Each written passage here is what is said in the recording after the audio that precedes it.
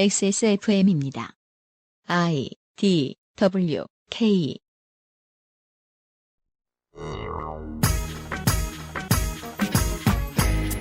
(2017년 5월) 두 번째 주말에 그것은 알기 싫다.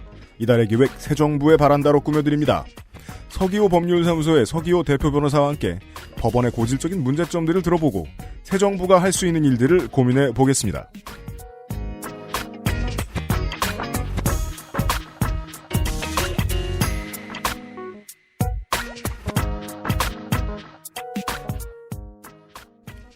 자유한국당 김명연 수석 대변인은요, 문재인 대통령의 세월호 참사와 최순실 사태 재수사 의지 표명에 대해서 유리할 것 같은 사안만 재수사하도록 지시하다니 정치보복으로 의심될 수밖에 없다라고 말했습니다. 정치보복이 아니라 적폐청산을 제대로 하려면 노무현 전 대통령 일가의 640만 달러 뇌물수수 의혹, 문 대통령 아들 취업 의혹, 대북결제 사건도 반드시 진상규명돼야 한다 라고도 주장을 했죠. 자유한국당의 원대로 수사가 이루어진다면 허위사실 유포죄로 처벌받을 사람들이 좀 있기 때문에 그거야말로 심각한 정치보복이 될 겁니다. 새로운 상품을 내놓지 못하고 북풍이나 10년 전 정권 얘기 같은 것만 물고 늘어지는 걸 보면 정치적 유불리 계산이 잘 안 된다는 문제 말고도 자유한국당은 트렌드를 너무 못 쫓아간다는 단점도 함께 드러내고 있는 것처럼 보입니다. 이제까진 티가 잘 안 난 게 그동안은 트렌드를 선도할 수 있는 위치에 있었거든요. 그리고 그러한 여론 공작도 잘 할 줄 아는 능력자들은 이제 거의 다 다른 정당으로 가버려서 일손도 부족할 겁니다. 공화당계 정당들이 미워 보일 때도 많지만 그렇다고 능력 없어 보인 적은 드물죠. 결국 정치인에게 능력이라는 거는 돈과 쪽수에 수렴하는 게 맞나 봅니다. 많은 세력이 우리의 손에 닿아 있을 때 우리가 할 수 있는 일들을 고민하는 XSFM의 그것은 알기 싫다 223회 주말 순서입니다. 책임 프로듀서 UMCU입니다. 5월의 기획 새 정부에 바란다. 어제 첫 시간 장하나 전 의원의 동물권익 얘기에 예상을 뛰어넘어 관심을 많이 가져주셔서 청취자 여러분 감사드립니다. 한국 사회에서 존엄의 사각지대에 동물원의 동물들이 위치를 해 있다면 업무 능력과 그 평가의 영역에서는 사각지대에 이런 사람들이 위치해 있습니다. 예를 들면 검사 아니면 판사랄까요? 근데 검찰 조직은 전국에 왼수진 것처럼 노려보는 사람들이 많은데 판사들은 미운 짓을 많이 안 했는지 개혁을 요구하는 목소리가 검찰에 대한 것만큼 크지가 않습니다. 그렇지만은 비리 혐의가 있는 고위공직자나 기업 총수 같은 사람들 영장실질 심사할 때 보시면 저 판사는 뭐하는 사람이냐 자세히 들여다보시는 분들이 많아요. 물론 원리상 법원이 국민의 절대적인 신임을 받긴 힘듭니다. 다만 국민들이 법원을 불신하는데 이유가 없는 건 아니라는 게 문제입니다.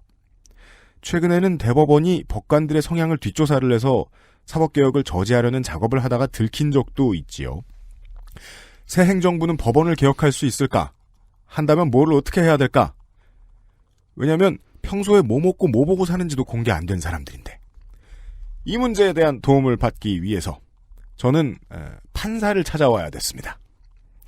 하지만 판사들은 인터뷰를 주로 잘 안 합니다. 특히나 자기 직장 얘기는 거의 절대 안 합니다. 그러면 판사 출신 변호사를 찾아와야 되는데 그 사람들은 주로 김앤장 같은 데 있습니다. 정관예우를 받아야 돼요. 그런 변호사더러 법원에 대해 말해달라고 하기가 좀 어렵습니다. 전관예우와 무관한 근데 판사 출신 변호사 근데 가는 길을 아직 안 드신 분 이 사람이 저에게는 거의 유일했습니다. 이달의 기획 새 정부에 바란다 두 번째 시간 서기호 법률사무소의 서기호 변호사와 함께하도록 하겠습니다. 반갑습니다. 예, 반갑습니다. 오랜만입니다. 예, 안녕하세요. 오랜만입니다. 네. 그때하고 지금하고 사정이 엄청나게 바뀌었습니다. 직함도 바뀌셨고. 예, 그 사이에 많은 일이 벌어졌는데요. 예, 지금은 그냥 변호사입니다. 그냥 변호사십니다. 예, 사업가고요. 매달 직원들 월급 챙겨줘야 되는 거 고민해야 되는 그런 변호사입니다. 네, 저와 동등해 주셨습니다. 5인 이하 고용 자영업자.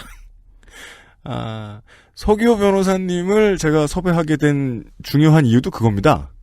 이 엘리트들은요, 은퇴를 해서 사회에 내동댕이 쳐진다 그래도 결국 사회를 실제로 배우지 못하고 늙어서 죽는 경우가 너무 많습니다. 아, 굉장히 공감이 됩니다. 왜냐하면요. 정말 제가 변호사 작년에 7월 달에 처음 개업을 해서 네. 세금 계산서도 끊어보고 매달 직원들 월급과 그 생수 대금 이런 거 챙겨서 지출하고 뭐 복사기 이런 거 비품 챙기고 A4 용지는 어느 게 좋은가?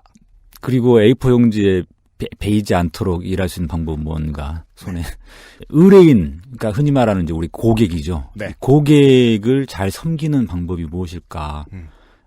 고객들과 대화 이런 거 잘 들어줘야 되고 이런 거 하다 보니까 네. 이제서야 세상의 물정을 알게 된 것 같아요. 그렇습니다. 돈 버는 게 얼마나 힘든 건지. 네. 예, 돈이 땅을 파도 안 나오더라고요. 네. 예전에 제가 판사 시절에는요. 돈이 매달 착착 나오잖아요. 국가에서 알아서. 절대 임금 체불이 없어요. 판사들은. 네, 맞아요. 그리고 국회의원 때도 임금 체불이 없잖아요. 맞아요. 근데 변호사 하다 보니까요. 이 돈이 안 들어오면 이게 진짜 애가 타고 이 조마조마하고 사는 게 아니더라고요. 아, 이런 경험을 해보니까 이게 얼마나 평상시에 인간관계를 잘 해야 되는지 얼마나 착하게 살아야 되는지 이게 딱 느껴지고 하여튼 정말 세상 물정 이제서야 알기 조금씩 시작하는 것 같고요. 피디님 말씀하신 대로 네. 앞으로 10년 더 제가 일을 해도 네. 이미 몇십 년 동안 그렇게 세상 물정 박박 길면서 살아오셨던 일반 국민들에 비했을 때 잘 모를 것 같아요. 저는. 네. 아직도 고생 더 많이 해봐야 된다고 생각합니다. 이 거친 세상을 살아가면서 법원에서 이런 판결 저런 판결을 받아서 운명이 바뀌어야 하는 사람들은 얼마나 조마조마하겠는가를 판사를 해본 사람들이 겪기가 상당히 어렵다는 말씀입니다. 바로 그거죠. 제가 판사 시절에는 월급 착착 나오니까 돈 신경 안 썼죠. 그냥 직장 잘릴 일이 없다고 생각을 했었죠. 사실상 나중에 알고 보니까 잘렸지만은. 아우래요. 네. 그리고 제가 판결하는 거에 대해서 억울하면 항소하면 되지 않냐 이렇게 생각을 솔직히 했어요. 그때는 책임을 안 지는 거죠. 제가. 그죠. 그런데 변호사 하다 보니까 당장 제가 맡은 사건의 의뢰인이 예를 들어서 판결에 졌어요. 네. 그러면은 당장 저한테 직접적으로 항의가 옵니다. 아, 예.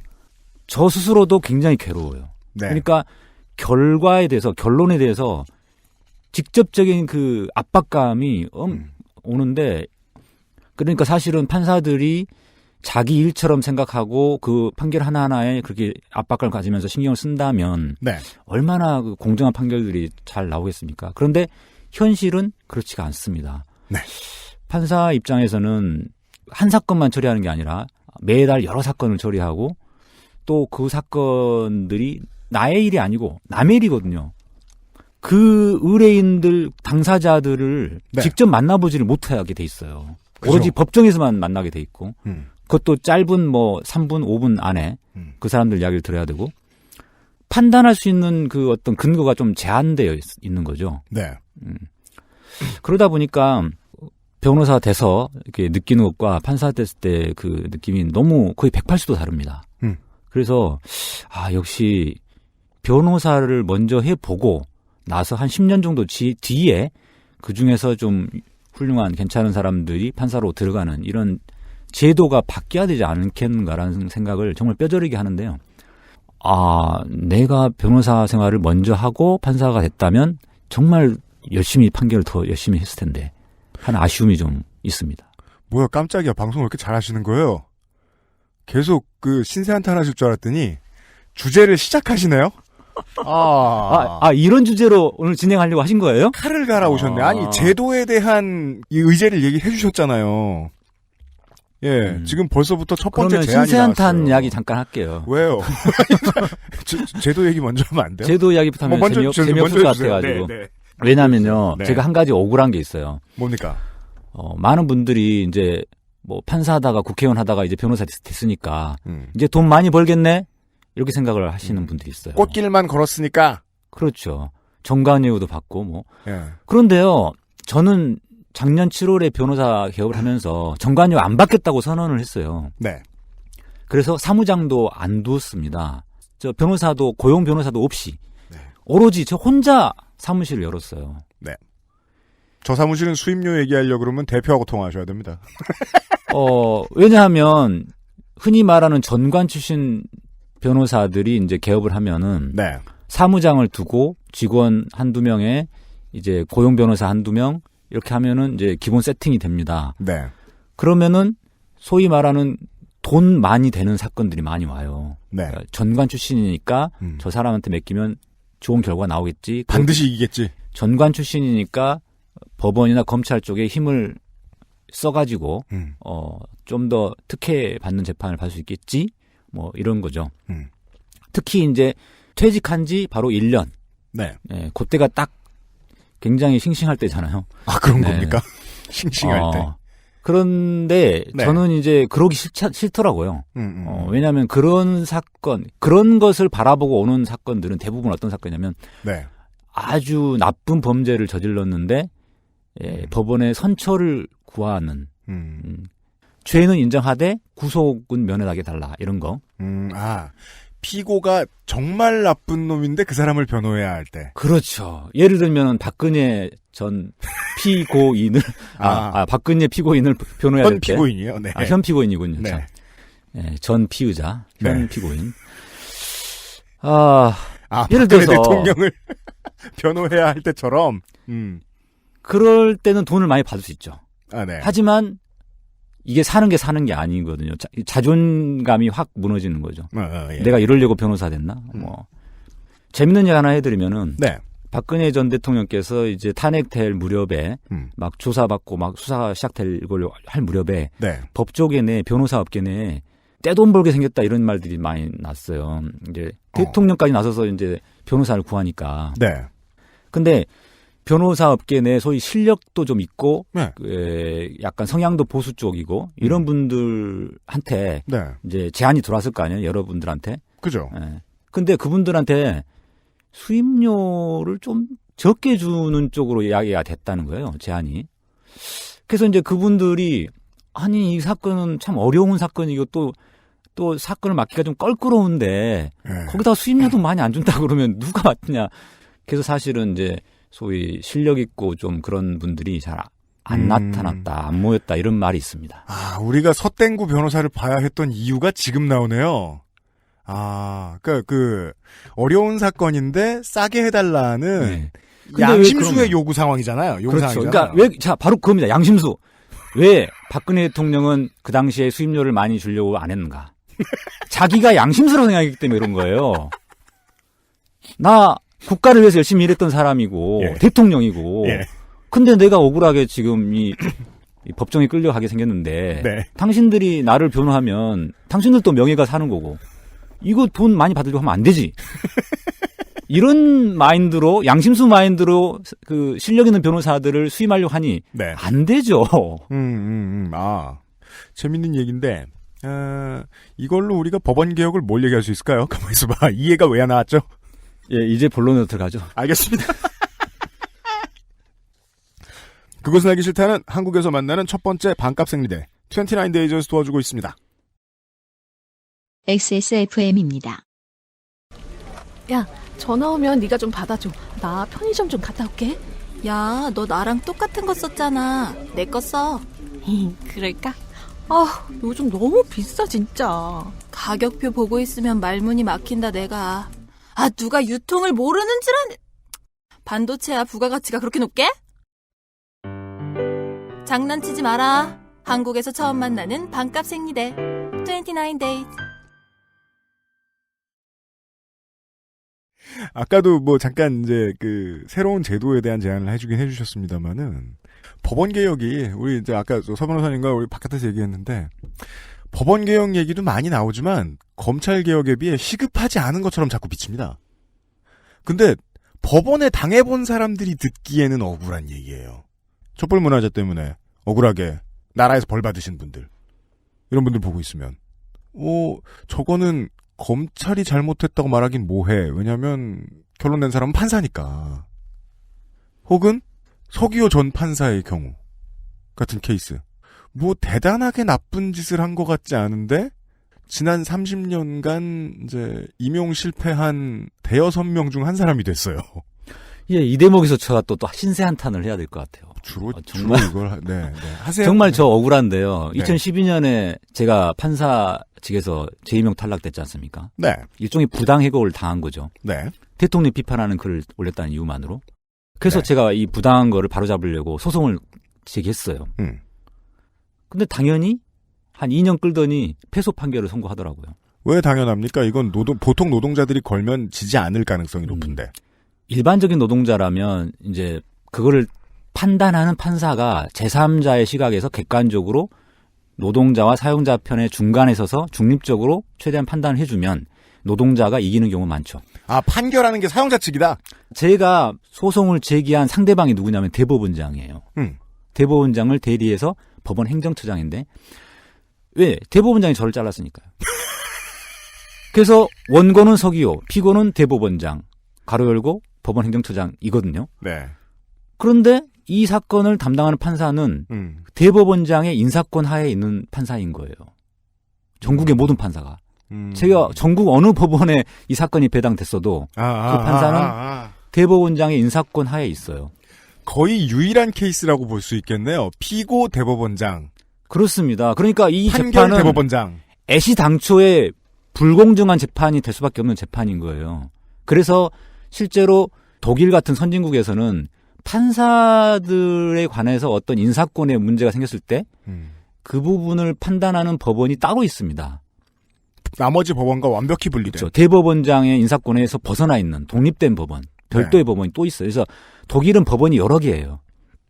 우리나라는 하나의 단일한 구조로 돼 있거든요. 대법원 밑에 쭉 있는 거죠. 그렇죠. 대법원 밑으로 쫙 단일한 피라미드 구조로 돼 있고 각 개별 재판에 대해서는 판사들이 독립하게 재판하지만 대법원장, 각급 법원장, 그다음에 각 법원의 부장 판사, 뭐 배석 판사, 뭐 단독 판사 이렇게 약간 피라미드형으로 구조가 돼 있어요. 네. 그러니까 행정적인 측면에서는 예속돼 있는 거죠. 그래서 당연히 개별 판사들이 재판할 때는 독립해서 재판을 해야 되지만 네. 그 재판장이 법정을 나와서 사무실로 올라가는 순간 그때부터는 대법원장, 법원장의 인사권과 근무평정권, 징계권 하에 부하직원이죠. 부하직원. 그냥. 좋습니다. 부하직원. 자, 우리의 중요한 첫 번째 주제가 나왔습니다. 모든 판사는 대법원의 부하직원이다. 행정 영역에서요. 그러니까 재판 영역이 아닌 일반 사법 행정 영역에서는 부하직원인 셈인데 하지만 때로는 사법적인 판단을 해야 할 때도 보스가 끼어든다면 예, 그게 바로 예전 2008년도에 있었던 네. 신영철 대법관의 촛불 집회 재판 개입 사건인데요. 간단한 브리핑을 뉴스로 들으시겠습니다. SBS 2009년 3월 5일 신영철 대법관이 지난해 촛불 사건을 담당한 판사들에게 재판 관련 이메일을 수차례 보낸 것으로 확인됐습니다. 재판 개입 논란이 일자 대법원은 진상조사단을 구성해 조사에 착수했습니다. 지난해 10월 9일 서울중앙지법 박재영 형사 단독판사는 촛불 집회 사건을 심리하면서 야간 집회를 금지하는 집시법 규정에 대해 위헌 법률 심판을 제청했습니다. 비슷한 사건을 맡았던 다른 단독 판사들도 헌법재판소의 결정을 기다리며 재판을 중단했습니다. 닷새 뒤 당시 서울중앙지방법원장이었던 신영철 대법관은 형사 단독 판사 10여 명에게 이메일을 발송했습니다. 나머지 촛불 사건을 현행법에 따라 통상적으로 진행하는 것이 바람직하며 대법원장의 생각도 크게 다르지 않다고 적고 있습니다. 부담되는 사건을 후임자에게 넘기지 않는 것이 미덕이며 통상적으로 사건을 처리하는 것이 법원 내외부에 거의 일치된 의견이라며 강조했습니다. 대내외비, 친전이라는 표현을 써가며 보안 유지를 당부했습니다. 촛불 사건 선고를 독촉하는 것으로 해석할 수 있는 내용입니다. 이게 보통 이제 저희 같은 민원인들이 재판받으면 뭐 짧게는 뭐 3개월, 길게는 몇 년도 가니까 그 재판의 흐름이라는 걸 이제 한번 들어가 보면 안단 말이죠. 뭐 한 1년, 2년 가던 재판이 있다 칩시다. 이거를 판사 입에서 지나가다가 우리가 민원이에요. 판사 입에서 지나가다가 아 이거 빨리 판결해야 되는데 이런 말을 들었다 치죠. 그러면 어느 정도 결과가 보여요. 지금 빨리 판결하면 결과가 뭐겠거냐고 느낄 수 있어요, 민원인은. 근데 판사 본인도 아니고 판사 위에 인사권을 가진 사람이 빨리 판결해라라고 했는데 재판 개입이 아니라고 볼 가능성은 적습니다. 전 없다고 말하고 싶지만 적습니다. 그러면 그걸 법복을 1, 2년 입은 사람도 아니고 나중에 대법원으로까지 올라가게 된 사람 수준에서 그걸 증거가 남는 메일까지 혹은 어차피 뭐 개별 판사들도 다 증인이니까 증인들을 다 불러 모아가지고 빨리 판결하세요라고 얘기하고 나중에 메일로 빨리 판결하세요 적어서 증거까지 다 남길 정도로 그렇게나 당당한 사람이 있었다. 물론 서교 변호사님 말로는 사람은 좋은 사람이라지만 예. 그런 분들이 더 위험하죠, 사실은. 네. 짧게 줄이면 그런. 예. 우리가 지금 제도를 얘기하니까 신영복 전 대법관이 사람은 좋은 사람일 수 있겠죠. 그래서 더더욱이 무슨 제도가 그렇습니다. 그래서 빠르죠. 제도의 문제인데요. 예. 맞습니다. 이 제도가 그렇게 만든 거예요. 신영철 대법관은 그렇게 만든 거예요. 그 제도란 그 아까 이제 제도가- 독일이랑 비교해 주셨던 이제 대법원이 피라미드식으로 모든 인사권을 다 휘두르니까 그렇습니다. 그러니까 흔히 말하는 제왕적 대법원장 체제라고 합니다. 그러니까 네. 제왕적 대통령이 문제가 되고 있는데 사실 법원도요. 제왕적 대법원장 체제예요. 대법원장 한 명에게 온갖 권한이 다 집중되어 있습니다. 그러다 보니까 대법원장이 각 법원의 법원장들을 하나의 자기 발로 삼고 그 다음에 행정처라고 하는 곳이 일종의 참모 조직 같은 겁니다. 네. 대통령으로 치면은 이제 뭐 청와대 비서실 뭐 이런 역할을 하는 조직인데요. 네. 이 법원 행정처라는 조직을 가지고 각급 법원장들을 휘어잡아가지고 오다를 내리는 거죠. 근데 오다 주는 곳인 거예요. 이 대법원장은 아주 드러내놓고 오다 내리진 않아요. 뭐라 그래요? 예, 예. 오늘 날씨가 좋구나 식입니까? 재판 잘 하도록 잘 관리 감독하세요. 이런 거죠. 각 법원 판사들이 재판 잘 하도록 관리 감독 잘 하세요. 판사는 평상시에 위에서 보기에 관리와 감독의 대상이라고 여겨져야 하나요? 예를 들면, 그러니까 거기서 관리 감독의 의미는 어떤 판사가 사건을 처리를 다른 판사들은 한 달에 한 30건씩 하는데 어떤 판사는 한 10건밖에 안 한다. 그러면 그 판사는 놀고 있는 거니까 그 판사에 대해서 관리 감독 잘 하세요. 이런 겁니다. 일 더 줘라. 일을 더 열심히 하게 해라. 일을 더 열심히 하게 해라. 그러니까 얼핏 보면은 국민들을 위해서 좋은 것 같잖아요. 네. 판사가 놀지 않고 열심히 일하게 되면 국민들은 좋은 거죠. 그런데요. 네. 겉으로 보기에는 이제 국민을 위한 것 같은데 그런 차원에서 관리 감독하라고 하는 것 같은데 사실은 그게 각 개별 판사들에게 압박으로 작용한다는 거죠. 무슨 일을 열심히 하라는 건지에 대한 메시지가 번역이 돼서 들어오나 보군요. 일선 판사들한테는. 뭐 그런 것도 있고요. 이제 예를 들어서 한 달에 30건을 처리하는 것이 과연 반드시 바람직한 것인가. 예를 들면 어떤 재판이 신속한 게 빨리 선고하는 게 중요한 게 아니라 어떤 재판 같은 경우는 1년, 2년이 넘어가더라도 심도 깊게 충실하게 재판하는 게 더 중요할 수 있잖아요. 네. 근데 그런 재판들까지도 빨리 선고해야 되는 압박감을 갖게 되는 거거든요. 판사 입장에서는. 이거는 지난 정부 때 경찰 조직의 일선 형사들이 불만을 토로하던 부분이잖아요. 범인 많이 잡아오라고 시키는 윗선.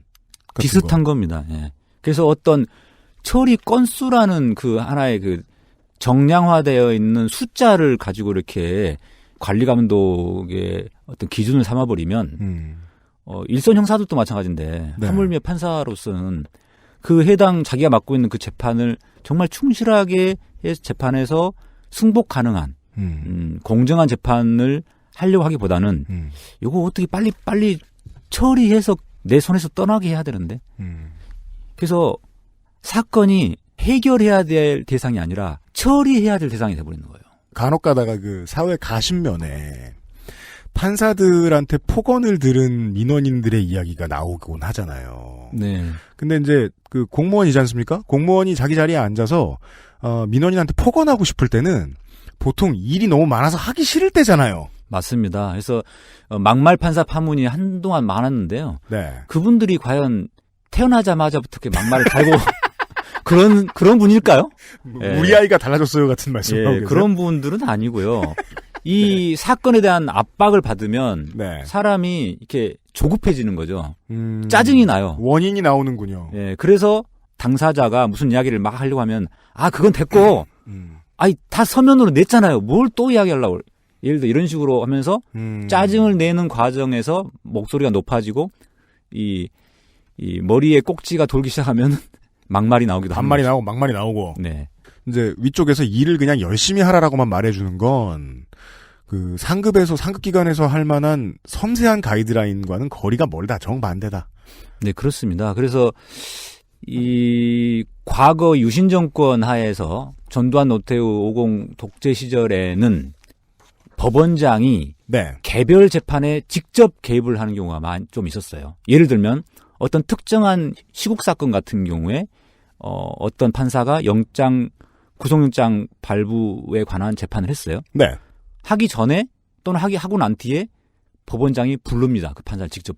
뭐라고요? 그 재판에 대해서 뭐 영장 발부하는 게 좋겠다, 안 하는 게 좋겠다. 예를 들어 이런 구체적인 지침까지 내리는 경우가 있었다고 해요. 그럼 그건 뭐 거기서 판결은 뭐하러 판사가 해요? 서기가 대신해주고 수사 재서버리면 되지. 그렇기 때문에 우리가 그 암흑의 시대라고 하죠. 그 시절이.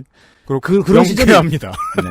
그런 시절이 있었다는 거죠. 이건 사회 나라도 아닌 거죠. 그냥 뭐 사법부는 왜 있는 거며 그럼 법원장은 그 당시 법원장은 왜 그렇게 했을까요?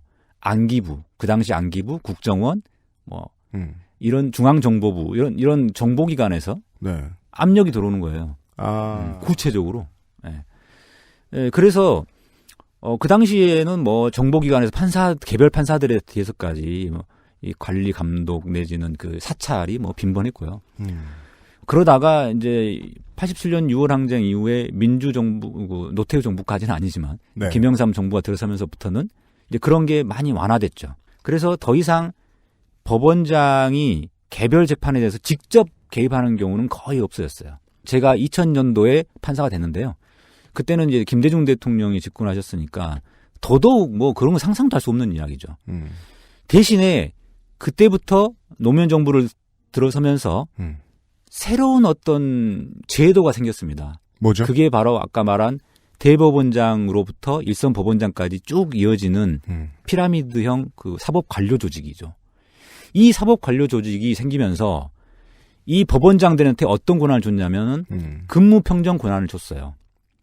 근무 평정 권한이 원래 그 전부때도 있었지만 좀 형식화돼 있었거든요. 네. 그러다가 김대중 노무현 정부를 들어서면서부터 이게 개별 판사들을 압박하는, 개별 판사들의 목줄을 쥐는 수단으로 작용하기 시작한 겁니다. 참여정부는 왜 그런 결정을 내렸을까요?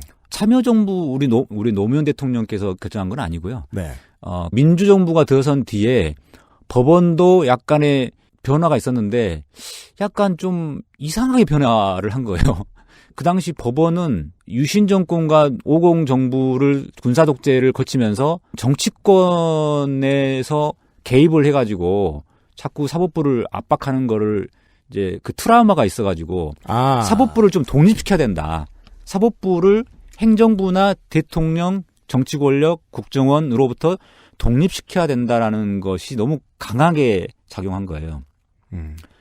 그리고 특히 검찰과 관계에서 약간 대립 관계에 있거든요. 네네. 똑같이 사법시험 합격해서 똑같이 법원 검찰을 갔어도 이분들이 그 조직에 들어가면 그 안에서 법원 조직을 위해서 이쪽은 검찰 조직을 위해서 이렇게 서로 경쟁하는 구도가 돼요.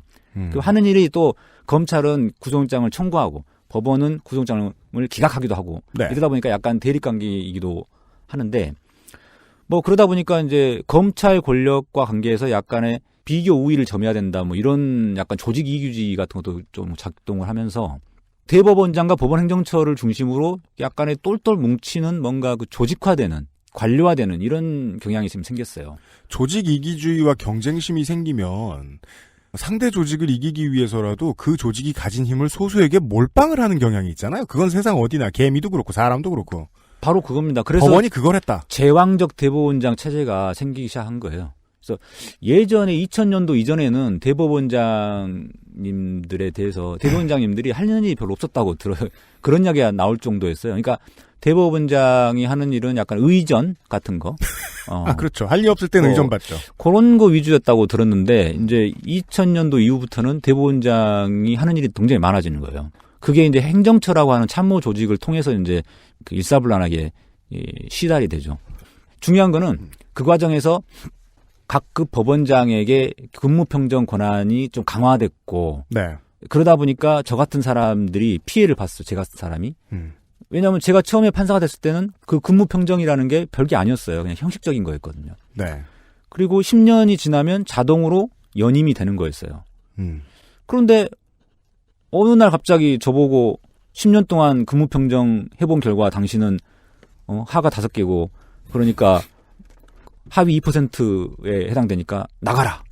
10년 후에 나가라는 거예요. 10년 됐을 때. 그래서 아니 그 전에 한 번도 그런 거에 대해서 저한테 이야기해 준 적도 없고 네. 그 매년 근무평정을 매겼을 때 그것을 저한테 확인시켜 준 적도 없고 그래서 나는 이의를 제기할 기회도 없었고 그리고 제가 왜 5번 하를 받았느냐 2009년도에 신영철 대법관 사태 때 제가 나섰거든요. 모난돌이 정맞으니까 가만히 조용히 있어라라고 우리 어머니께서 말씀하셨는데 저는 어머니 말씀 안 듣고 나선 거예요. 맞습니다. 이거 부당하다고 네. 생각하니까 재판 개입이다 이거. 네. 그래서 나서가지고 각급 판사회의도 제가 막 조직하고 이 게시판에 글도 올리면서 신영철 대법관 사퇴하라 이렇게 글도 네. 올렸단 말이에요. 그러니까 당연히 저는 찍혔죠 그때부터. 그렇죠. 그때부터 하를 3번 연속 받은 겁니다. 그러면 누가 봐도 이것은 보복성 하잖아요. 보복성 근무평정이잖아요. 네. 근데 이것에 대해서 이의 제기할 기회도 안 주고 또 2012년에 그 이명박 대통령 시절에 그때 각하빅렬 글 대통령 비판하는 글을 올렸다고 해가지고 그걸 이후로 사실은 그걸 이후로 재임용 탈락시켰으면서 네. 내세운 핑계는 근무평정 결과가 안 좋다. 이런 거였죠. 재밌는 거는 네. 제가 그 일을 당하고 나니까 일선 판사들이 더 법원장님들한테 매이는 거예요. 묶이는 거예요. 네, 본보기로 한 명. 네, 서기호 판사처럼 잘리지 않으려면 나 엄청 일 열심히 해야 되겠네. 법원장님 말씀 잘 들어야겠네. 네. 법원장님 말씀 거역하면 근무평정 하줄 거 아니냐. 이해했습니다. 일벌백계 되었다. 예. 네, 제가 그래서 사법관료주의를 확립하는데 더 굳건히 하는데 기여를 했죠. 결과적으로. 원래 최초의 내부 고발자는 희생을 당함으로써 관료 조직의 딱딱함을 더 공고하게 만들죠. 그러니까 물론 아주 소수시겠습니다만은 어떤 판사는 왜 권력의 눈치를 보는 것 같을까에 대한 해석을 그 한국 법원이 그동안 경험해왔던 데에서 누적당한 DNA 같은 것을 설명해 주심으로써 얘기를 해 주셨습니다. 그전에는 자신들을 위해서 짓누르는 더 거대한 권력들이 있었고 그 권력은 부당했고 그 권력이 법원으로부터 떨어져 나간 다음에 그 부당한 권력의 DNA가 남았달까요? 그것을 쥐고 법원의 일부가 흔들 수 있었다. 민주정부에 와서도 시스템이 그것이 개혁되지 않고 오히려 평정이라는 형태로 공고해졌다. 라는 설명까지 해주셨습니다. 그 시스템이 계속 살아있는 동안에 생긴 일이라고 신영철 대법관 사태를 보면 좋겠다는 거죠. 그리고 그건 아직도 있고, 그래서 지난번에 이제 토론회 할 때도 5 전 대통령 후보들은 법원 개혁에 대해서 이야기를 많이 했었습니다. 다만 이제 사법 쪽에 보시는 사람들은 문 대통령의 공약에 대해서 이것은 공약을 안 내민 것과 다를 바가 없다라는 얘기도 했었죠. 매우 공감한다, 개혁한다는 데에 대해서. 하지만 대법원과 협의를 하겠다 정도를 얘기했거든요. 그러니까 문 대통령이 무슨 칼을 숨기고서 그런 얘기를 하는 걸 수도 있겠습니다만 여튼 이런 정도의 해설을 들으셨고요. 저희가 광고를 듣고 와서 그 다음 얘기를 좀 더 나눠보겠습니다. 그것은 알기 싫다는 면역 과민 반응 개선에 도움을 줄 수도 있는 알렉스에서 도와주고 있습니다. XSFM입니다. 면역 과민 반응 개선용 건강기능식품 알렉스. 면역 과민 반응 개선 기능으로 국내 최초 식약처 개별 인정을 받았습니다. 써보신 분들의 반응을 알아보세요.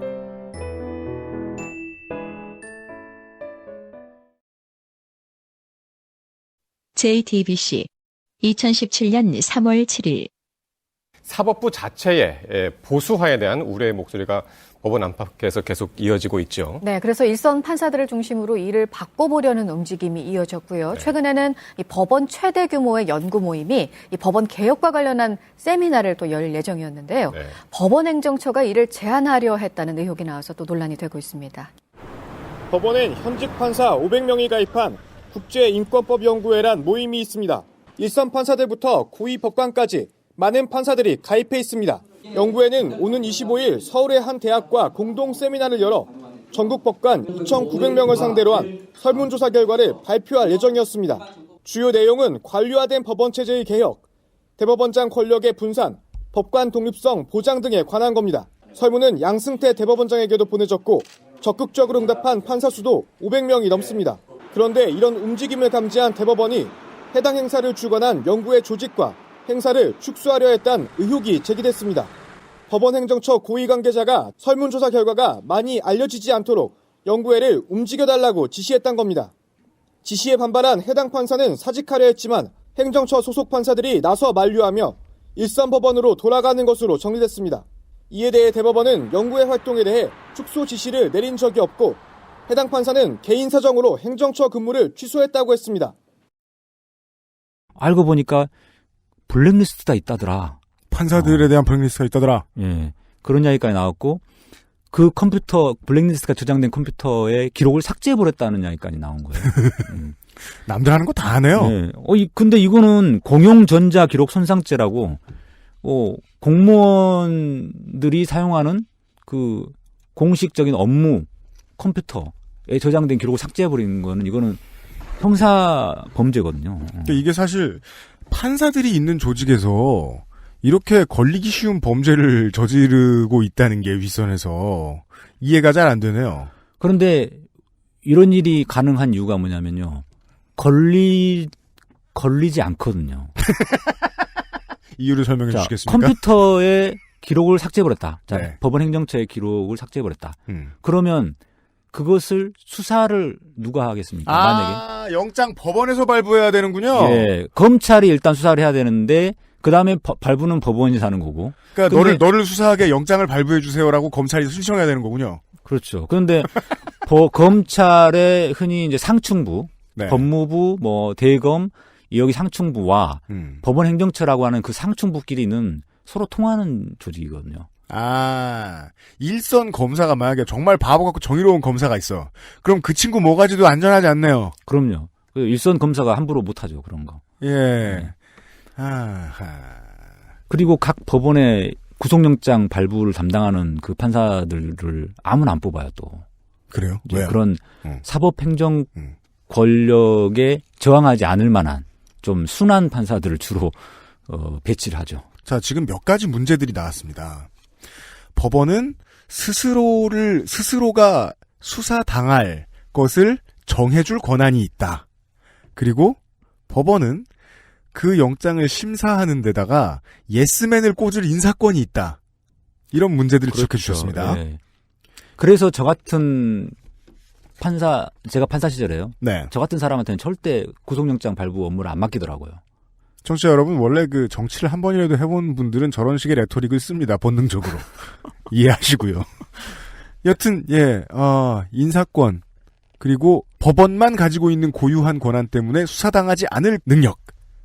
두 가지를 지적해 주셨습니다. 그래서, 각급 법원의, 네. 일선 법원의 판사들, 재판을 실제로 담당하는 판사들의 권한을 많이 강화시키는 게 중요하죠. 그러니까 일종의 견제 권력을 키우는 겁니다. 아랫사람이 또 세져라. 예. 그래서 각 법원의 판사회의 대표들을 소집을 해서 전국 법관 대표회의를 만들고, 예를 들면요. 그 전국 법관 대표회의의 그 구성원들도 하나의 그 사법행정에 참여를 시킨다든지, 이렇게 하는 거죠. 그들은 쉽게 설명하면 어떤 존재들입니까? 노조인가요? 일종의 노조라고 할 수도 있어요. 왜냐하면 실제 서유럽에서는요, 판사 노조라는 게 있다고 합니다. 네. 그러면 노조가 뭡니까? 노조라는 건 실제 노동을 하는 사람들이잖아요. 그러면 법원에서 노동하는 사람은 뭐냐면 재판 업무를 담당하는, 죽어라고 재판 업무만 하는 판결 노동자. 네, 판결 노동자. 이분들이 판사 노조의 구성원이 될 수 있는 사람들이죠. 실현 가능성은 참 낮습니다만은 어쨌든 굉장히 의미 있는 움직임인 건 사실입니다. 왜냐하면 한 번도 역사상 우리나라 사법부 역사상 이런 움직임이 조직적으로 벌어진 적은 없어요. 네. 듣기엔 로맨틱합니다. 왜냐면은 저도 이제 이번 출구조사 결과가 나왔을 때부터 바뀔 새 세상에 대해서 청취자 여러분들 그렇고 많은 얘기를 하셨을 텐데 제가 이제 친구들하고 나눈 얘기 중에 가장 인상적인 건 그거였거든요. 경찰로 좀 만들어졌으면 좋겠다. 일선에 이제 가장 밑에 있는 순경들까지. 그래서 경찰 노조가 파업할 때 저쪽에도 경찰, 이쪽에도 경찰이 집회 막는 것도 경찰, 집회하는 것도 경찰 붙고 있다가 비번 바뀌면 위치 바꿔가지고 공수하자. 판사도 조직화할 수 있었으면 좋겠네요. 일선 판사들도. 예, 그런 제안까지 들었습니다. 광고 한 번 더 듣죠. 그것은 알기 싫다는 건강한 라이프스타일 파트너 아임닥에서 도와주고 있습니다. XSFM입니다. 이 대리, 맨날 살 뺀다면서 점심에 웬 소세지야? 에이, 과장님. 이건 기름지고 짠 마트 소세지가 아니고요. 아임닭 닭가슴살 소세지예요. 이것도 닭가슴살이야?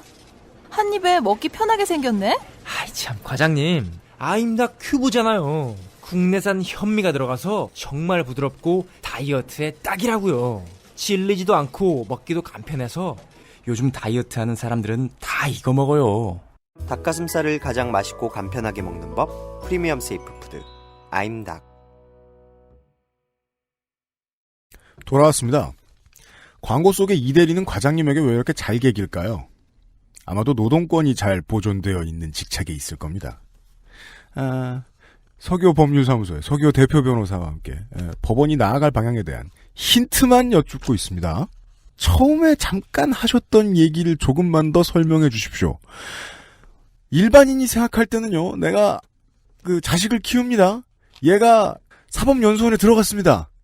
그럼 나오자마자 판사했으면 좋겠는데 변호사를 몇 년을 한 다음에 판사를 하는 제도가 있었으면 좋겠다고 하셨죠, 방금? 네네. 이게 무슨 뜻입니까? 얼핏 생각할 때는 사법연수원에서 공부만 쭉 해가지고 소위 말하는 세상의 온갖 험한 꼴을 보지 않고 연수원 가면 진짜 공부밖에 안 해요?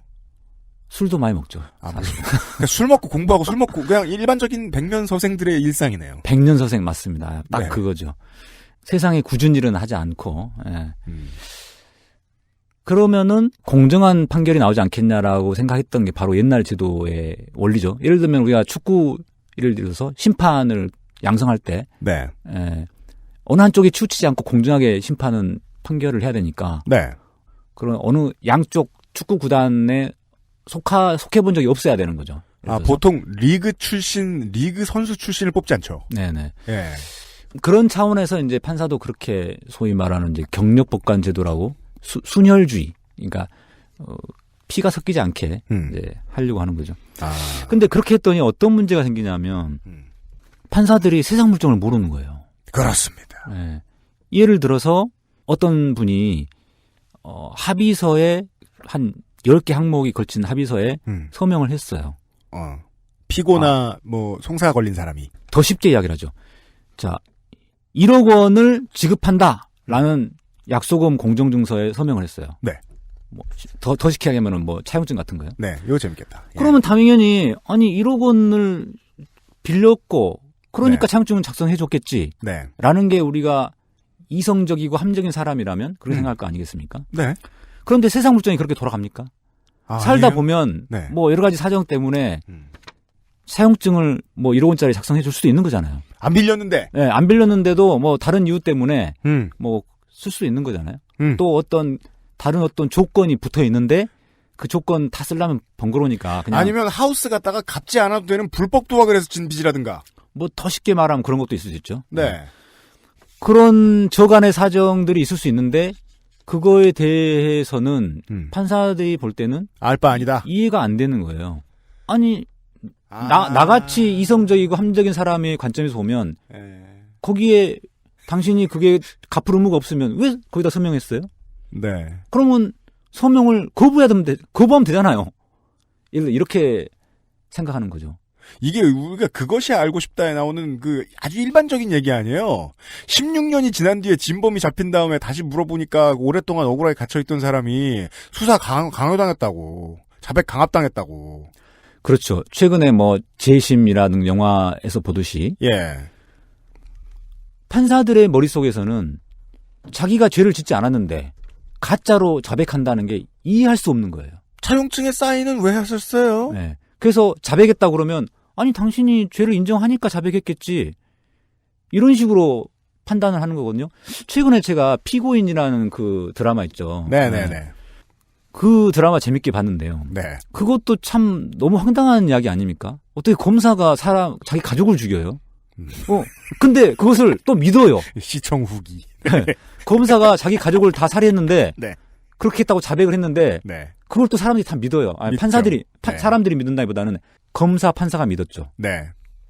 믿고 싶어 했고 그냥. 네. 믿고 싶어 한다. 네.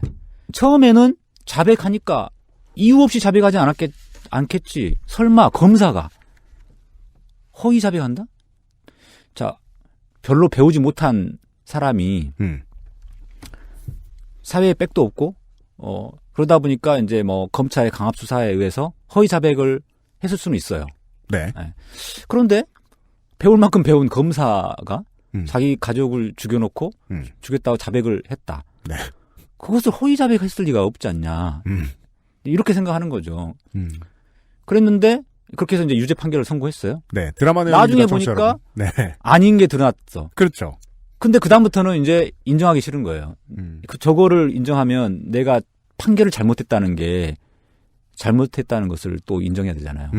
자, 그래서 그 드라마에서도 그 친구 그 검사가 자기가 수사 잘못한 것을 인정하기 싫어서 끝까지 막 버티다가 결국 막판에 이제 미안하다고 하고 네. 번복하는데 자, 아무튼 정리하자면 판사나 검사, 특히 판사의 머릿속에는 뭐가 있냐면 대부분의 인간은 이성적이고 합리적으로 행동할 것이다. 라는 전제가 깔려 있습니다. 자기처럼. 그게 순진한 거다. 근데 이게 순진한 거죠. 세상 물정을 모르는 거죠. 세상에는요, 비합리적으로 행동하는 사람도 많고, 그렇게 될 수밖에 없는 상황도 있고, 허위 자백을 할 수밖에 없는 어떤 상황들이 있는 것이고, 그런데 그런 상황들이 있을 수 있다라는 그 가능성에 대해서 별로 깊이 안 보려고 그래요.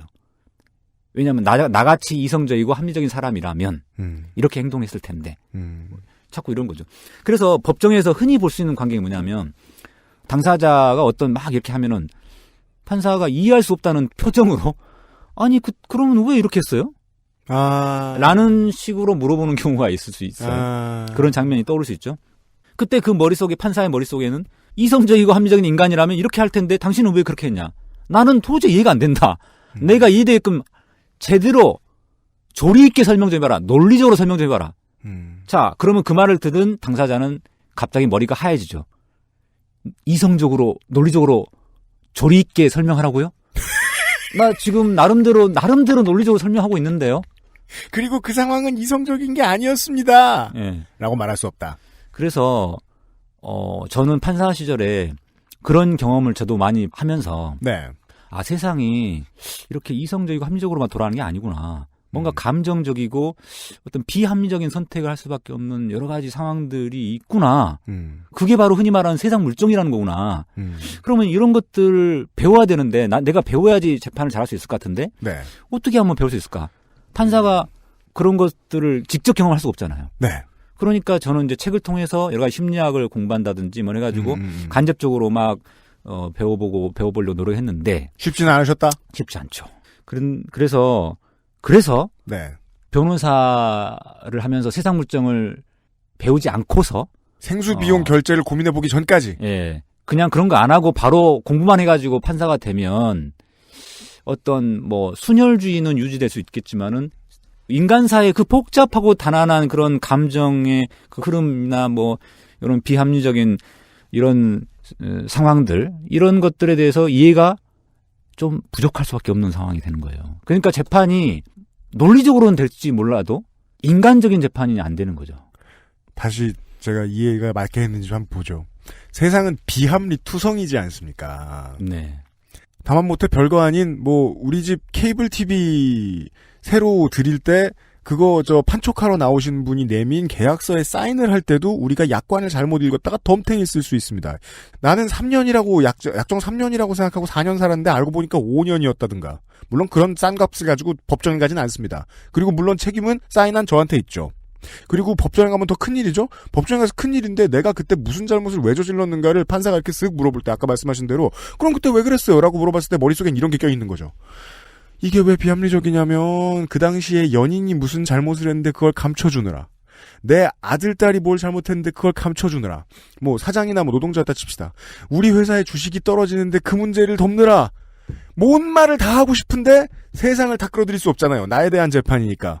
그 고민들이 막 오고 가고 있는 사이에 피고는 그렇게 머릿속이 복잡하고 판사는 집에 일찍 가야 되는 대로 생각이 끝날 수도 있다는 거 아닙니까? 맞습니다. PD님 진짜 이야기 들어보니까요. 정말 저보다 세상을 더 많이 사셨네요. 세상 물정을 정말 구체적으로 잘 아시네요. 사람이 한국에서 음악을 해야 됩니다.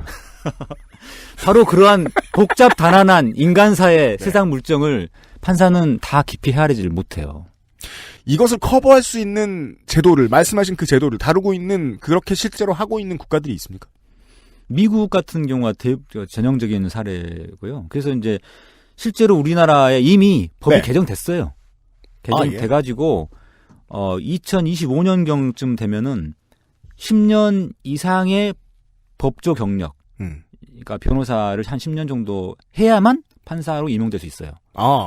그런데 그 전 단계까지 과도기를 거쳐야 되니까 지금은 3년 정도 지나야만 판사가 될 수 있고 또 1, 2년 지나면 그다음부터는 5년 지나야 판사가 될 수 있고 이런 식으로 3년, 5년, 7년 과도기를 거쳐서 그 무렵에 가면은 10년이라는 제한이 이제 확고하게 확 설정이 됩니다. 그래서 특히 제가 이제 변호사를 해보니까 이제 더 심각성을 느끼는 거예요. 그래서 저는 의뢰인을 직접 상대하니까 그 의뢰인으로부터 그 복잡 단어는 아까 말한 그 연인의 잘못을 숨겨주기 위해서 아이의 잘못을 숨겨주기 위해서 이런 참 그런 사정들이 있었는데 그 사정들을 제가 법정에 가서 대신 대변해서 이야기하면 판사는 이해를 못하는 거예요. 그렇다고 제가 저희 쪽 의뢰인이 진실을 말하는 사람이고요. 너무 저희가 억울합니다. 이야기하면은 판사들은 그러니까 억울하면은 증거를 대세요. 저도 증거를 대긴 댔거든요. 그런데 판사가 볼 때는 확실한 서류로 된 증거 이런 것들만 주로 믿으려고 하니까. 그러니까 증거 중심주의라는 말이 인생 경험이 없어서 감수성이 떨어지는 판사 앞으로 가니까 엄청 쓸모 없어질 수도 있는 거군요. 맞습니다. 네. 그래서 사회 경험을 한 다음에 판사가 되면 좀 더 그 세상 물정을 잘 아는 인간적인 재판을 할 수가 있고 또 결론을 정확하게 내리지 못하더라도 그 과정에서 재판 과정에서라도 이야기를 잘 들어주려는 자세는 생긴다는 거죠. 만담을 들은 것 같지만 벌써 중요한 제안이 3가지나 나왔습니다. 대법원장 한 사람 혹은 저 작은 최상급 기관에게로 인사권까지 다 모여야 쓰겠느냐. 밑에 있는 판사들이 일선 판사들이 조직화될 수 있는 권리까지도 보장해달라. 이것은 노동권에 해당하는 거나 어떻게 보면 문재인 대통령도 그 전에 노동권에 관련된 공약으로는 내놓은 적이 있던 건지도 모릅니다. 판사도 노동자니까요. 그리고 재판 서비스를 받는 민원인들이 왜 국가로부터 이해받을 수 없는가에 대한 원인. 그리고 이미 그 해결책을 가지고 운영하고 있는 국가도 있다. 라는 얘기까지 들은 겁니다. 우리가 지금. 근데 이 3번째 얘기는 한참 멀 것 같아요. 저는 이거야말로 공약도 못 봤어요. 저는 이번에도 그렇고 옛날에도 그렇고 이렇게 바꿔내겠다. 이게 필요하다고 하는 공감대도 어딘가에서 형성된 적이 없던 것 같아요. 미래지향적이지만 꼭 필요한 얘기였다고 저는 생각합니다. 끝으로 이번 정부가 법원에 뭔가 힘을 발휘할 수 있는 부분이 있다면 이 정도는 좀 알았으면 좋겠다 하는 거 한 가지만 당부해 주십시오. 대통령이 이제 행사할 수 있는 권한으로 가장 강한 게 바로 대법원장 임명권이죠. 그다음에 대법관에 대한 임명권인데 정말 다행스러운 게 정말 다행스러운 게 양승태 대법원장이 2017년 9월 25일 날 임기가 만료되거든요. 네. 그래서 대법원장의 임명권이 문재인 대통령이 행사할 수 있게 됐어요. 그렇습니다. 네. 그다음에 2017년 2월 27일 날 이상훈 전 대법관이 퇴임을 했는데 공석 상태고. 그렇습니다. 이제 6월 1일 날 박병대 대법관이 또 퇴임하게 돼 있고. 그다음에 2018년 1월 2일에 또 두 분이 퇴임하게 됩니다. 그러니까 결국은 원래 박근혜 전 대통령이 대법원장을 비롯해서 대법관 4명을 임명할 수 있었는데 탄핵돼서 빨리 하차하는 바람에 네. 우리 문재인 대통령께서 이 5사람을 임명할 수 있게 된 거예요. 그러니까 이거 얼마나 엄청난 다행입니까? 이 짧은 9개월 사이에 딱 들어온 이 탄핵 때문에 가장 큰 변화를 겪게 될 곳은 다름 아닌 법원이죠. 맞습니다. 네. 그러면 대법원장 한 명 바뀌는 게 얼마나 크길래 그러냐. 네. 아까 말씀드린 것처럼 현재 우리나라 대법원 체제는 대법원장 1인에 집중된 제왕적 대법원장 체제로 됐기 때문에 대법원장을 누가 맡느냐에 따라서 그 법원의 분위기가 완전히 다 바뀌는 거예요. 네. 그리고 대법관에 대해서 대법원장이 제청을 해가지고 대통령이 임명하게 돼 있는데 사실상은 어떻게 운영되고 있냐면 네. 대법원장과 대통령 간에 서로 간에 약간 밀고 당기기 협상으로 대법관이 이제 임명이 됩니다. 예. 원칙적으로 보면 제청권이 대법원장에 있기 때문에 대법원장이 마음대로 할 수 있을 것 같은데 네. 또 임명권은 대통령에 있다 보니까 대통령은 마음에 드는 사람 나올 때까지 반려하면 그만이다. 네, 임명을 안 해주겠다 해버리면 되거든요. 그러니까 네. 그 과정에서 이렇게 약간의 협상이 될 수밖에 없는 구조인데 네. 필연적으로 이 대통령의 입김이 들어갈 수밖에 없어요. 대법관까지. 네. 그런데 다행스럽게 정말 5분에 대해서 대법원장을 포함해서 5분에 대해서 이 문재인 대통령께서 임명권을 행사할 수 있게 되니까 예. 당연히 이제 진보 보수를 떠나서 우리가 양심적이고 합리적으로 법원 개혁을 제대로 이끌 수 있는 분을 임명하실 거 아니겠습니까? 예. 그래서 실제로 2005년도에 노무현 대통령께서 이용훈 대법원장을 임명했는데 그분이 굉장히 많은 걸 받고 나섰어요. 네. 아실 분은 아시겠지만 이제 독수리 오형제 대법관이라고 해가지고 네. 이용훈 대법원장에 의해서 법원 내에 약간 이제 진보적이라고 알려져 있는 이제 박시환 대법관님을 비롯해서 김영란법을 만드신 김영남 전 대법관님, 그렇죠. 전수환 대법관님, 그다음에 이홍훈, 김지형 대법관님인데 어쨌든 그 뒤로 전향적인 판결이 많이 나왔습니다. 네. 호적제도가 폐지됐다든지, 트랜스젠더에 대한 그 성별 정정 허가 신청을 맞습니다. 진보적인 소수 의견이 그때 엄청나게 받아들여졌죠. 그렇죠. 소수자의 인권을 보장하는 그런 판결들도 많이 나왔고요. 네. 좋은 기회이기 때문에 네. 이번에 문재인 대통령께서 참 인선을 잘 하시면 좋겠다라는 건데 다만 한 가지 좀 당부드리고 싶은 거는 네. 지금 현재 법원이 이미 사법 관료 조직화가 좀 심각하게 진행된 상태라 네. 굉장한 의지를 갖고 있는 분 아니면 이거 쉽지 않습니다. 네. 거기에는 일선 판사들의 고난과 의견을 충분히 수렴할 의지가 있어야 되는 것이고요. 그래서 아직은 우리나라 한국 사회에서 판사의 노조를 만든다 이거는 상상하기 좀 어려운 이야기인데 네.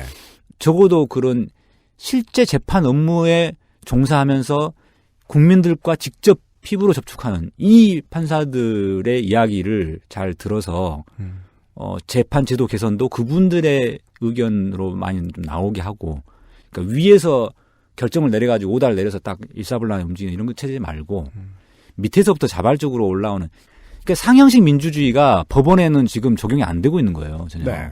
군대식으로 그렇게 굴러가고 있는 거거든요. 지금. 예, 그 부분을 주문하고 싶습니다. 알겠습니다. 전체적으로 새로운 대법원장이 해야 될 역사적인 숙제가 새로운 대통령이 해야 될 숙제하고 비슷하군요. 제왕적인 권력을 앞으로 먼 미래를 보면서 내려놓고 해체시킬 그런 것까지 주문해 주셨습니다. 예. 법원에 대한 이야기였습니다.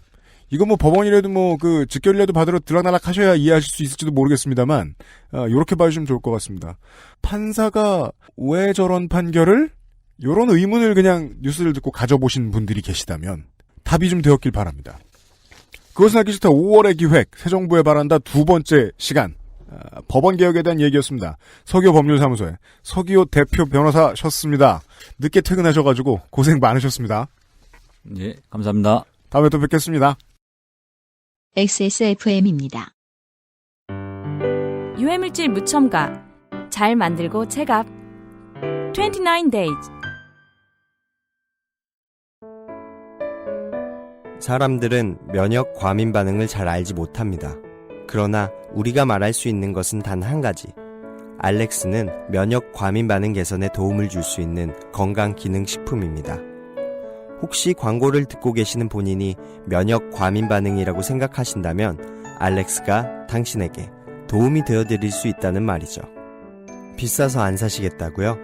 그럼 당신이 지금까지 그것 때문에 쓴 비용이 얼마인지 계산해보세요. 닭가슴살의 비린내와 퍽퍽함이 공포스러웠다면 프리미엄 세이프 푸드 아임닭.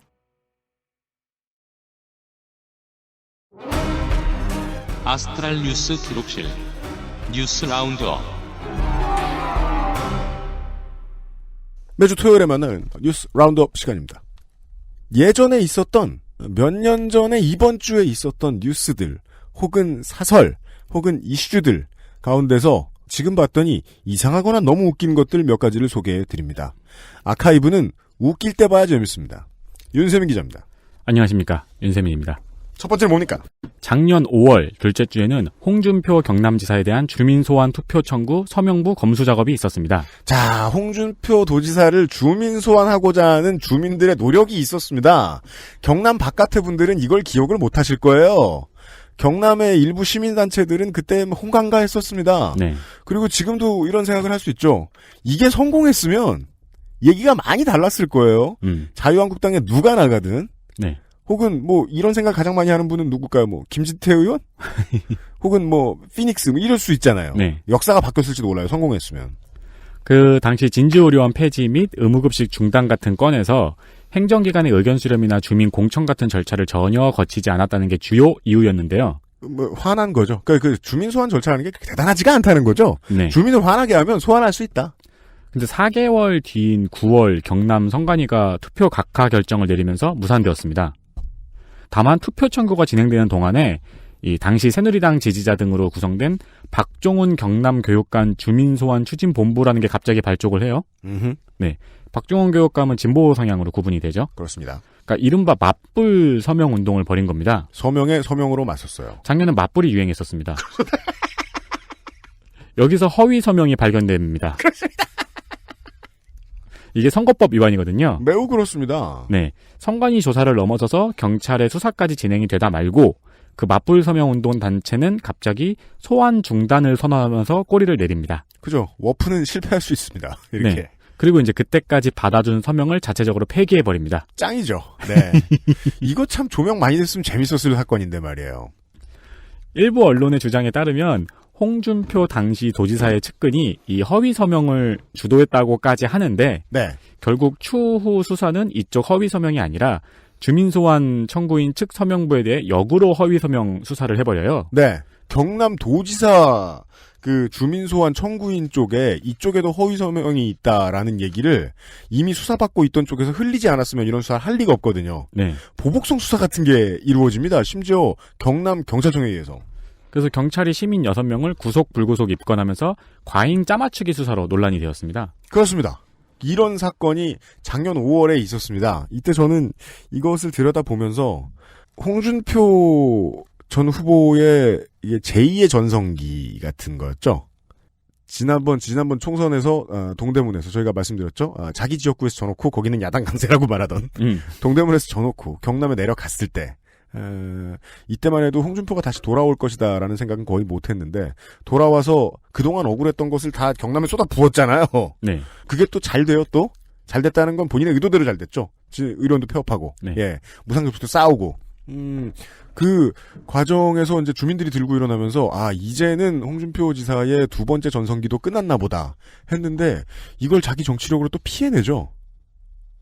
처음에 당대표가 됐을 때의 홍준표 의원만 하더라도 이 정도로 정치적으로 맷집이 있다는 생각은 안 들었는데 정치적으로 이제 이번 대선에서 보여진 홍준표 도지사의 그 캐릭터.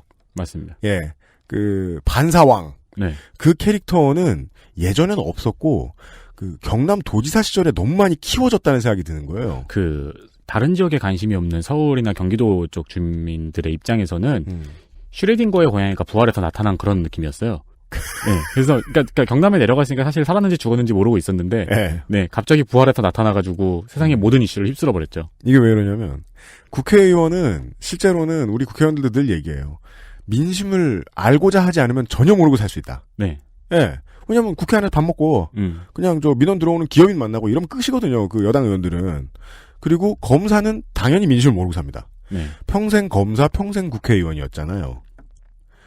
대중운동과의 싸움, 이것이 이제 보수 정치인의 중요한 숙명이라고 보면 그건 홍 지사는 경남에서 다 배웠다라고 느껴지는 거예요. 네. 그 기록들이 예전에 많이 남아 있었습니다. 그 중에 하나를 소개해드렸습니다. 주민 소환을 도지사가 막는 법. 그렇습니다. 예. 한편으로는 이 맞불 서명 운동을 하시던 분들이 소환 중단을 선언했잖아요. 네. 약간 강철의 연금술사에서 인체 연성을 하다가 들키니까 연성을 중단하고 그동안 연성을 위해 준비했던 걸 모두 다 황급히 지우는 그런 장면이 상상이 되네요. 아, 연성되던 아이 불쌍해요. 그 다음은 뭡니까? 2015년입니다. 네. 2015년 5월 둘째 주에는 반기문 마라톤 대회 신청이 완료되었습니다. 이게 이름이 멋지죠? 반기문 마라톤 대회라 그러면 두 가지가 일단 안 맞습니다. 반기문이 혼자 마라톤을 하면 그냥 반기문 마라톤인데 네. 대회는 혼자 하면 치를 수 없잖아요. 반기문 없는 반기문 마라톤 대회죠. 네, 그렇습니다. 이 마라톤 대회는 2015년이 무려 9번째였습니다. 제 9회였습니다. 네. 참가 신청자는 8,657명이었고요. 대단하죠? 네. 풀코스 42.195km죠. 풀코스는 493명, 하프 코스는 1,779명, 10km는 2,647명, 그리고 건강 달리기는 3,738명이었습니다. 대단합니다. 이때부터 대한육상연맹으로부터 공인도 받았습니다. 네. 충북 음성군에서 열렸고요. 네. 또한 2015년 5월 12일 미디어팬의 보도에 따르면은 반기문 테마주가 반 총장 방한을 앞두고 급등했다고 합니다. 그렇습니다. 한편 이 반기문 마라톤 대회는 네. 2015년에서 지금으로 갑자기 점프를 해보면 네. 반기문 씨가 대선에 출마할 경우 명칭이 선거법을 위반할 수도 있었어요. 그렇기 때문에 2017년도부터는 마라톤 대회를 비롯한 이 반기문 관련 테마 사업의 명칭을 모두 바꿔야 한다는 우려가 있었습니다. 네. 근데 2017년 2월 2일 기사를 보니 대선 불출마 선언으로 올해에도 그 이름 그대로 진행할 수 있다는 기세가 있습니다. 올해는 과연 할까요? 아, 그래서요. 이번 달 28일 그 덕분에 이제 네. 마라토너들은 올해에도 반기문 마라톤 대회에 출전을 하실 수가 있습니다. 네. 그래서 이번 달 28일에 네. 제11회 반기문 마라톤 대회가 열릴 예정입니다. 네. 참가 신청은 5월 12일 7시니까 진짜 하는구나. 네, 죄송합니다. 어제까지였습니다. 아, 마라토너 여러분 아쉽. 이게 뭘 얘기하는 거냐면 반기문에 대한 정치 세력화, 그를 대통령으로 밀어주는 이 움직임, 이게 얼마나 조직적이지 못했으며 전문성이 없이 허상만 가지고 오랜 세월을 버텨왔느냐거든요. 이 사람은 유엔 총장으로 참여정부가 밀어줘서 유엔 총장이 되는 그 순간부터 충청도에 있는 일부 사람들에게 반인반신 취급을 받기 시작해요. 네. 그러면서 절반 토템, 절반 정치인 정도의 위치를 차지해요. 그런 다음에 웃긴 게 아무도 이 사람을 위해서 정치 조직을 만들어주지 않아요. 네. 아무것도 없었다는 거예요. 10년 동안.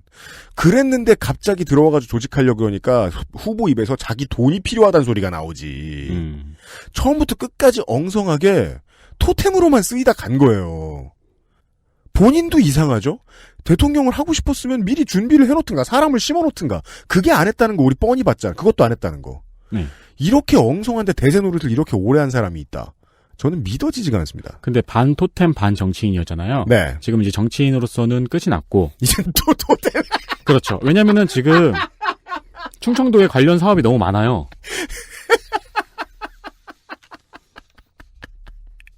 비류와 온조급이 됐어요? 가끔 진짜 인류 역사에서 아주 가끔씩 나오는 경우예요. 살아있는 토템. 그니까요. 이게 뭡니까? 원래 이런 것도 이제는 선진국의 후진국에 대한 폭력이기도 하죠. 네. 살아있는 신종 고만섬기라고. 폭력이지만 권장은 해봅니다. 살아있는 신 고만섬기자. 그쵸. 살아있는 생가도 다른 나라에 사례가 있을까요? 거기 살아야 되잖아, 그러면은. 사실은. 그럼 그건 동물원이죠? 동물복지의 영역에 해당하지 않나 싶습니다. 네.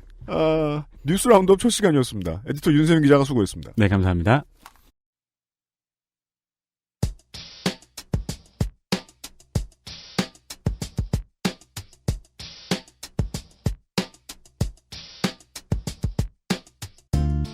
서교 변호사께 이런 지적을 듣기 전까지만 해도 말이죠. 이 엘리트 중에 젊었을 때부터 엘리트였던 이 사람들이 얼마나 이 인간사에 대한 이해가 떨어지는가. 그 말씀을 듣기 전까지만 해도 오랫동안 좀 까먹었었어요. 지식이 책에서만 얻어지면 인생이 아니지 하는 일반적인 상식 있죠. 이제 지난 10년 전 우리 민주정부가 들여왔던 인물들 가운데 아까 서교 변호사도 말씀을 해주셨던 이홍훈 전 대법관의 말 중에 제가 이제 인터뷰 봤을 때 가장 인상적인 말은 그런 거였습니다. 법률 자구에 갖춰서 형식적인 법률 해석만 하는 법관이 아니라 우리 국민들의 현실에 부합하고 권리를 충분히 옹호할 수 있는 그런 판결을 내리는 법관이 되고 싶었다. 이런 말은 누가 못합니까? 다만 이 단어였어요. 따뜻한 법치주의의 이상이라는 얘기였습니다. 물론 법원에 가고 변호사 사무실에 가고요. 검사 사무실에 끌려가서 조사를 받고 이래보면 법은 참 차갑고 싸가지 없고 무섭고 나를 어딘가에 쳐넣은 다음에 일찍 퇴근하고 싶어 하는구나 이런 생각이 들긴 듭니다만은 그래서 더더욱이 이 법을 다루는 사람들이 어떻게 해야 더 따뜻하게 접근할 수 있을 것인가를 고민할 수 있도록 해주는 시스템 이 만들어지는 게 되게 중요하구나라는 생각을 저도 오늘 처음 했습니다. 제가 부디 편집을 잘해서 여러분들도 그 생각을 하실 수 있는 시간이 되셨길 바랍니다. 다음 주에도 다른 여러 가지 분야의 전문가들과 함께 새 정부에 바란다 이야기 진행을 해보도록 하겠습니다. 개편 첫 주에 그것은 알기 싫다 223회 토요일 순서였습니다. 듣느라 수고 많으셨습니다. XSFM입니다. 안녕히 계십시오.